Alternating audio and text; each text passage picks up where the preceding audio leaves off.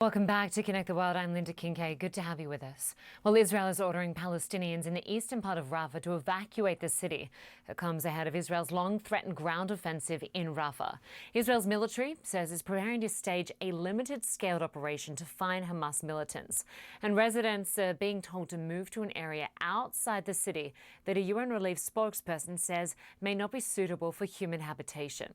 Now, this warning comes as ceasefire talks stall between the CIA director who remains in the region. Well, the executive director of the World Food Programme says northern Gaza is experiencing a full-blown famine. Cindy McCain says famine conditions are rapidly moving southward. McCain is calling for a ceasefire and unfettered access for aid groups. We need to make sure that the world understands we can't let this happen. In this day and age, when the world has the ability to feed itself 10 times over, nobody should starve. Well, one of the ways Palestinians, Arabs and many across the world have remained informed on what's happening in Rafah and in Gaza more generally is through the Al Jazeera news channel. Now, the United Nations and human rights groups are condemning Israel's decision to ban Al Jazeera's news network from the country. Our Jomana Karadsheh reports. A dark day for democracy. That's what the Foreign Press Association has called the Israeli decision to shutter the local offices of Qatari news network Al Jazeera. This video obtained by CNN shows Israeli officials raiding and confiscating the channel's equipment in Jerusalem. The network has called it a, quote, criminal act and saying it wouldn't affect its coverage of the war. Al Jazeera affirms its right to continue to provide news and information to its global audiences. Israel's direct targeting and killing of journalists, arrests, intimidation, and the threats will not deter Al Jazeera. Israel's move comes 1 month after it passed a law placing strict restrictions on the channel's operations. Back then, the United States called the move concerning. We believe in the freedom of the press. It is critical. It is critically important, and the United States supports the critically important work journalists around the world do. And that includes those who are reporting in the conflict in Gaza. The network has long been considered a thorn in the side of Benjamin Netanyahu's right-wing government. He's accused it of being a mouthpiece of Hamas, accusations the network denies. But the network is also known for its dogged on-the-ground reporting on Israel's war in Gaza and its operations in the West Bank. Now, after a cabinet decision Sunday, it's official. The government has now unanimously approved the closure of the incitement mouthpiece of Hamas in Israel, Al Jazeera channel. The orders have just been signed. We are executing them. Anyone who harms the security of Israel and the soldiers and fighters of the IDF will no longer broadcast here from Israel. If you're watching this pre-recorded report, then Al Jazeera has been banned in the territory of Israel. In this pre-recorded video, Al Jazeera correspondent Imran Khan gave details of the closure. Al Jazeera. He's now enacted that law. The ban is initially set to last 45 days. Until then, at least, the channel will remain off-air in Israel, a country described as the only democracy in the Middle East. Jomana, Karadsheh, CNN. Well, the latest report from the Committee to Protect Journalists says at least 97 journalists and media workers, the vast majority Palestinian, have been killed since the start of the war, and that includes journalists working for Al Jazeera. I want to bring in the news director for Al Jazeera English, Salah Negm. Good to have you with us. Thank you.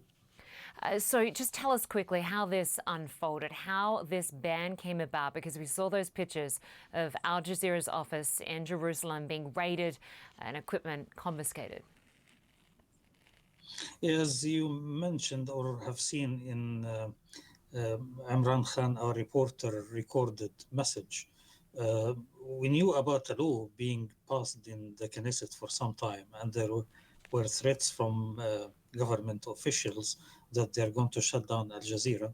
But actually, we were hopeful until the last minute that this is not going to happen, because we are in the 21st century, and actually shutting down and closing down and all of that's a measure that goes back to the 60s and 70s, when the only way to obtain news was to be on the ground.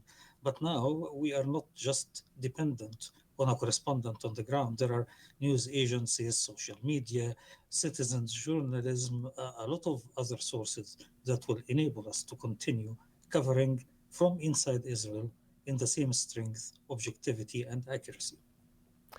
It's interesting because Israel's war cabinet called Al Jazeera the mouthpiece for Hamas. I want to understand how legally you would challenge this move.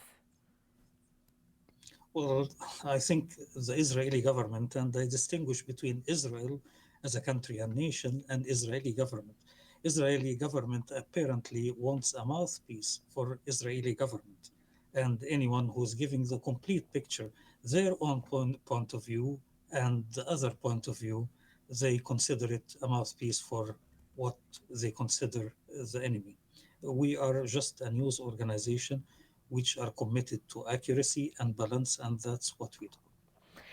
We know Israel, of course, has not only closed your office, but also confiscated equipment, blocked websites. How will this impact your coverage of the war?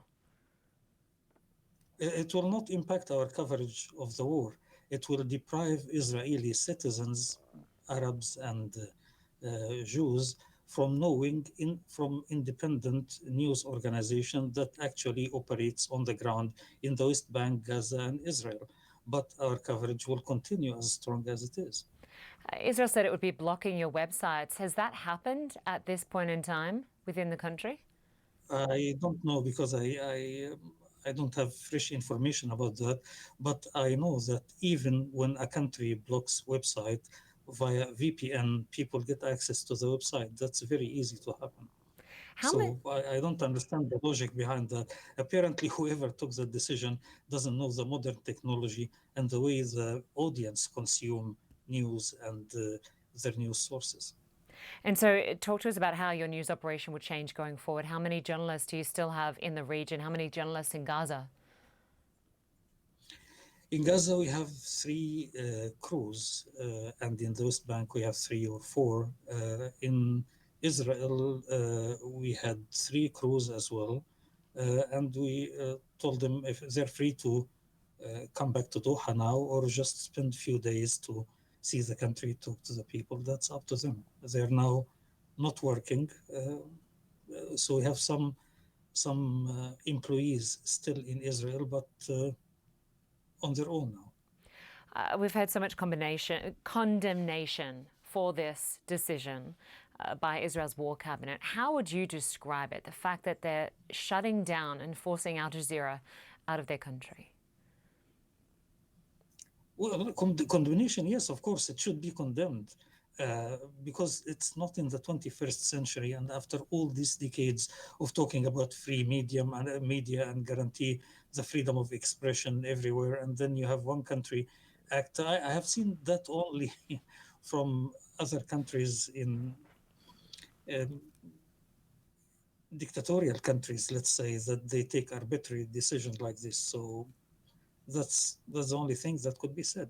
It's not expected, it's not fruitful or beneficial, and it's not helping the Israeli government or the Israeli people even. I mean, what do you think? It's better to appear on a channel. We invited Israeli guests and politicians to give their point of view, or just you don't appear there. So you have only one voice and one view coming from one place. Is that the way things are? Salah, Negm, from the Director of News for Al Jazeera English, we appreciate your time today. Thanks so much for joining us. Thank you very much.